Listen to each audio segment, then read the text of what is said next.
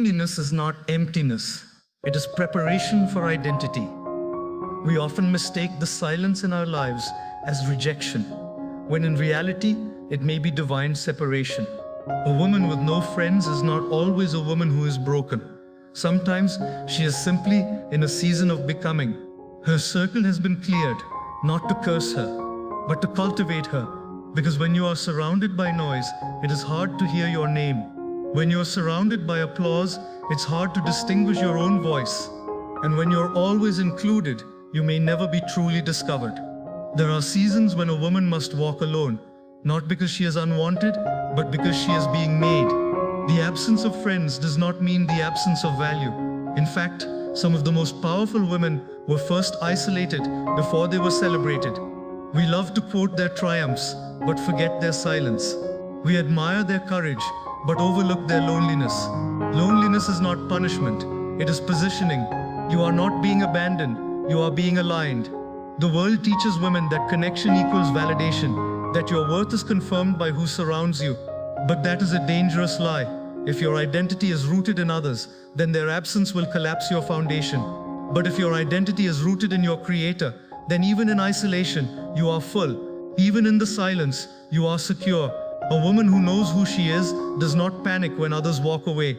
She understands that subtraction can be sacred, that sometimes heaven has to remove distractions before it reveals direction.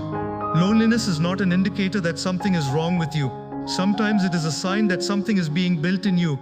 You are not unloved, you are being unlayered. The noise is being turned down so the truth can rise up. Because if you cannot stand with yourself, you will never stand strong with others. Your power does not come from popularity. It comes from purpose, and sometimes purpose demands that you pass through the wilderness before you step into the promise. There are moments when friends cannot follow you, not because they are bad, but because they are not assigned to your next level. Not every friendship is permanent, some were only meant for a season. And if you try to drag seasonal people into a lifetime calling, you will delay your own development.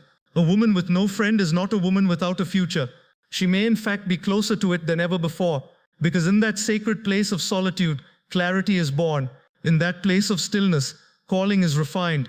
You must stop seeing aloneness as a curse. Start seeing it as a classroom. This is where your confidence is built, not in being surrounded, but in standing alone. This is where you learn to encourage yourself, to pray for yourself, to speak life over yourself, and to be okay when no one checks on you. It is in this sacred space where self-respect is cultivated, where self-worth is reclaimed, and where peace becomes a personal decision, not a public reward.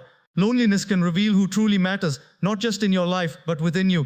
It forces you to look at yourself and ask, if no one claps, will I still rise? If no one calls, will I still speak with authority? If no one walks with me, will I still walk like I'm assigned? These are not easy questions, but they are necessary. Because a woman with no friend is often the woman with no distraction. And in a distracted world, that is not a weakness, that is a gift. You were not created to live by external affirmation. You were created to operate from internal revelation. Friends are beautiful, but they are not your source. They are not your identity. They are not your anchor. You are not less valuable because they left. You are not incomplete because you're alone. You are whole, even when your phone is silent. You are chosen, even when no one texts back. You are seen, even when you're not invited. Because the absence of people does not mean the absence of purpose. So the next time you find yourself in a room by yourself, don't rush to fill the space. Sit in it, breathe in it, grow in it. Because you are not empty, you are evolving. You are not friendless, you are focused. And when the time is right, the right people will enter, not to fix you, not to fill you, but to walk with a woman who finally understands that loneliness was never her enemy. It was you must learn to be your own friend